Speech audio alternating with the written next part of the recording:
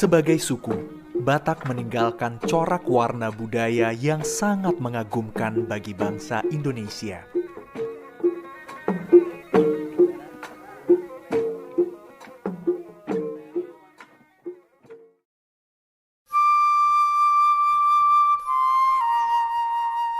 Sejak pertama kalinya awal budaya ini lahir di bumi Sumatera, banyak sekali pertanyaan dan pendapat tentang dari mana asal peradaban ini. Mitos masyarakat Batak mengatakan bahwa orang Batak pertama turun dari langit di jantung Pulau Samosir, tepatnya di Pusuk Buhit, tempat keramat bagi masyarakat Batak. Batak adalah tanah tempat di mana ritual dan mantra-mantra menjadi bagian yang tak terpisahkan dari eksistensi masyarakatnya. Ketika sepenggal ritual terputus, jati diri dan identitas seseorang pun terputus. Derti Manulang mempunyai hutang adat pernikahan yang belum dapat ia bayar sejak 20 tahun yang lalu. Identitasnya sebagai suku Batak pun belumlah penuh karena hutang adatnya ini. Tante udah lama itu meninggal suami tante. Terus gara-gara keadaan yang tidak mampu, makanya terlambat ini bikin adatnya gitu. Baginya, pencarian identitasnya sebagai bagian dari suku Batak adalah pencarian asal-usulnya. Pencarian identitas dan asal-usul adalah dua sisi mata uang. Asal-usul akan membentuk identitas dan begitu pula sebaliknya.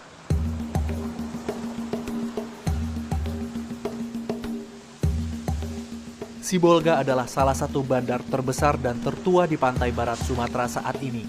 Kami berharap bisa menemukan jejak tentang asal-usul orang Batak di sini.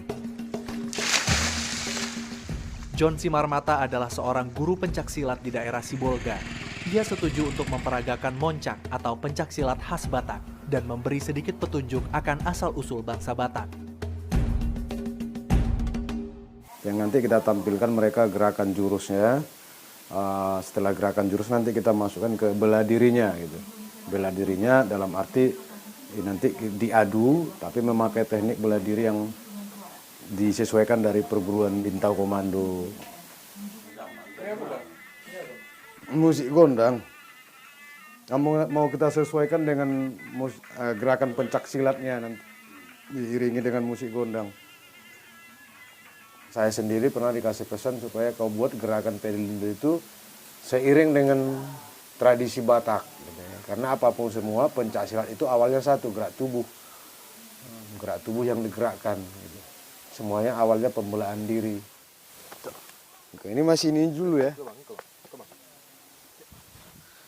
Dan kalau di Batak dibilang ini mocak, kalau di Silat dibilang pencak. Bau papa, bau papanya. Kamu mau apa jolo? Asobek kamu jolo laga nih. Lah batu-batu sakit, tidak masalah lah tuh. Tak pala mau yang gua batu na sauti kilo baru.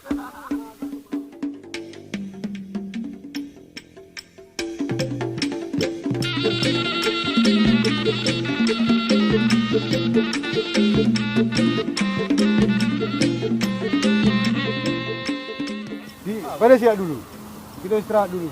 Capek soalnya udah orang tua kan, fisik pun udah berkurang. Cuman tadi kita menampilkan pecahan gerakan juga.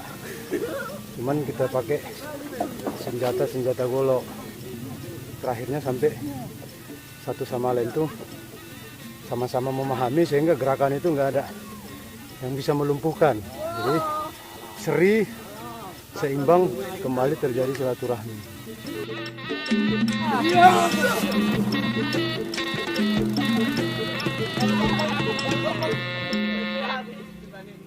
John adalah seorang pemeluk agama Malim, agama asli masyarakat Batak mula-mula.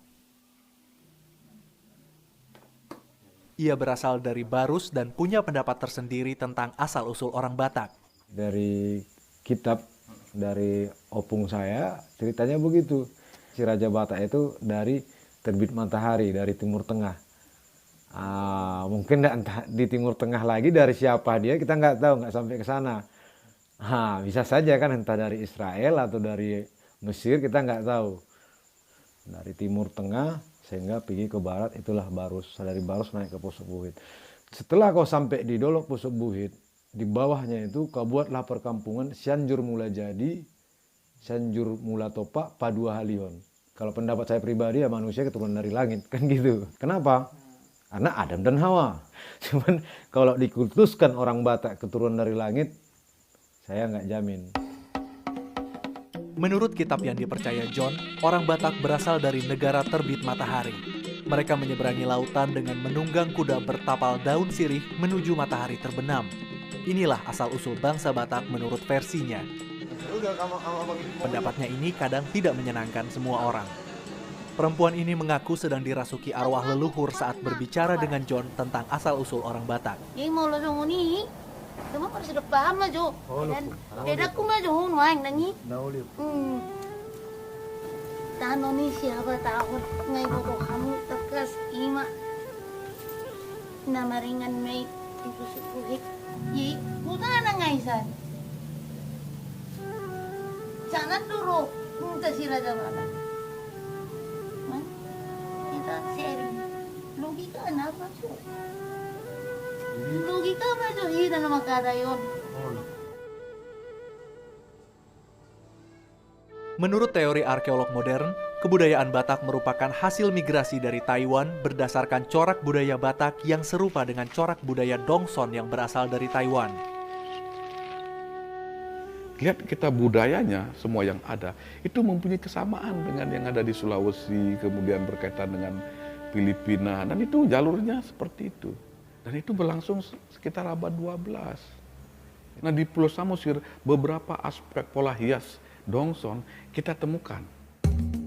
Budaya Dongson adalah corak budaya yang menyebar mula-mula dari Taiwan, menyusur ke Filipina, Sulawesi, Kalimantan, dan berujung di tanah Batak. Hingga kini itu adalah teori terkuat tentang asal-usul masyarakat Batak. Walau sampai saat ini para arkeolog pun belum bisa menemukan tempat pendaratan mula-mula mereka. Jadi kisarannya pastinya kita belum tahu. Dan itu harus memerlukan penelitian yang lebih detail lagi. Satu hal yang sangat membantu kami dalam pencarian asal-usul masyarakat Batak adalah pemberian nomor marga. Jika dirunut dari marga tertua masyarakat Batak kini yang mencapai 18 generasi, bisa dipastikan bahwa pertama kalinya masyarakat Batak mulai mempunyai struktur budaya adalah pada sekitar abad ke-14 Masehi. Hal ini membawa kami masuk lebih jauh ke Barus, pusat peradaban purba di ujung pantai barat Sumatera. Barus pada abad ke-6 hingga 12 Masehi adalah bandar internasional tertua di Sumatera. Hal ini dapat dilihat dari jejak peninggalan-peninggalan sejarah di sana. Salah satu yang termasyhur adalah makam Papan Tinggi, makam dari Syekh yang pertama kali menyebarkan Islam di bumi Nusantara, dan juga makam Mahligai, makam 40 pedagang Persia yang juga menyebarkan Islam pada abad ke-6, era di mana agama Islam pertama lahir. Kepala inilah, ini kaki. Jadi kalau dihitung 1, 2, 3, 4, 5, 6, 7 orang lah di sini. Kalau diperkirakan ini 500-an ada. Kalau kita lihat bacaan tulisan yang ada di batu nisan ini, hanya kalimat tauhid aja, kalimat la ilaha illallah Muhammadar Rasulullah. 10 tahun Rasulullah mengembangkan agama Islam, belum ada perintah lagi sholat, zakat dan haji, kecuali kalimat la ilaha illallah Muhammadur Rasulullah. Belum ada perintah sholat. Jadi dari situ kita berbicara, di zaman Rasulullah pun sudah ada di lokasi ini.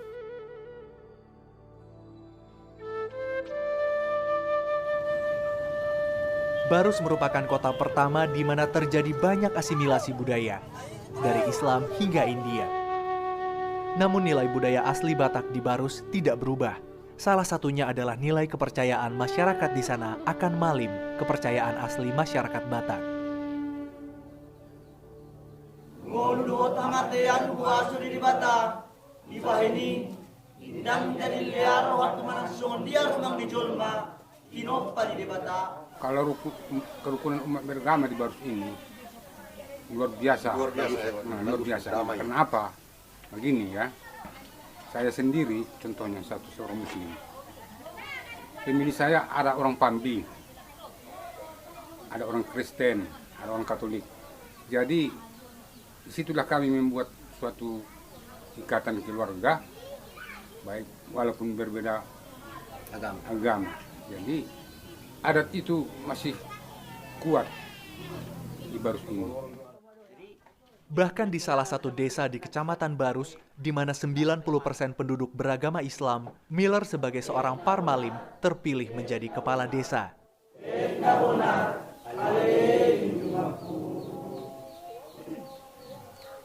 Umpamanya ada umat kami yang kewalahan dapat makan atau umpamanya kan terlambat panen, bisanya ini dipakai untuk melanjutkan hidupnya. Tapi dikembalikan kembali kan habis dia panen nanti dikembalikan. Masalah Barus kini sebagai kota yang dulu pernah sangat berjaya adalah kemiskinan. Naik kereta? Ya naik kereta lah. Kalian naik becak kan sesuai dengan yang saya rasakan udah 6 tahun jadi kepala desa, apapun tidak ada. Malahan jadi sakitnya otak memikirkan kan sekalian 6 bulan pun belum tentu terima gaji. Kepala desa ini saya mati ya, dibunuh si anu kata. Dibawa kemari. Kambing yang masuk sama ubi orang, awak juga yang ngurus. Bertengkar rumah tangganya awak yang ngurus. Jadi apa ndak susah itu kan? Pasabar ma amang, pasabar ma boru, lau pature turea. Somar lapatan margondang marembas manutur hamu molodung matea holong ni rohami marna tuai. Itulah dulu kan. Itulah nanti tapi jangan nanti dipanggil saya untuk studio rekaman dah.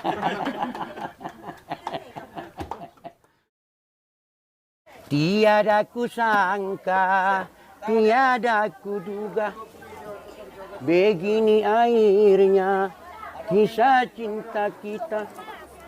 Hancur melanda karang di samudra, tiada sampai pantai tujuannya. Oh, kini kau dan aku tenggelam di dalam lautan asmara.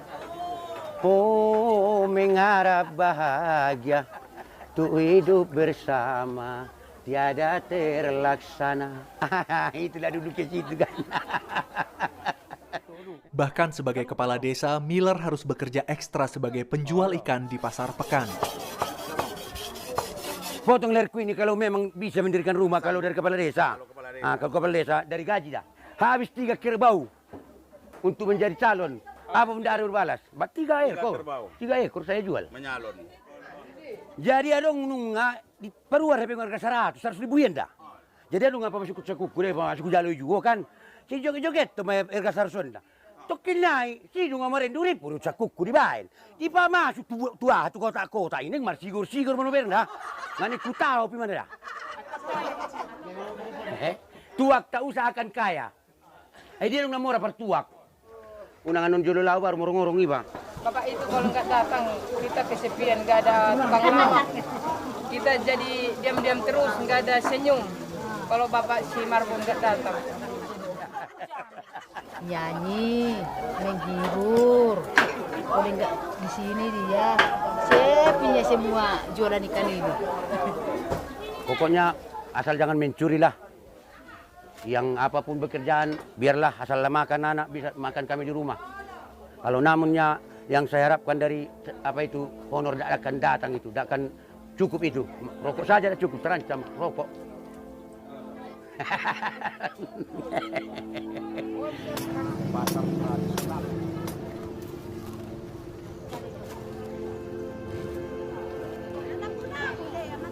Namun ternyata lokasi Barus kini bukanlah lokasi sebenarnya. Barus yang ada pada abad ke-6 sudah tersingkir 25 km ke darat akibat proses pendangkalan pantai. Itulah mengapa makam-makam yang ada pada abad ke-6 kini tersingkir ke perbukitan.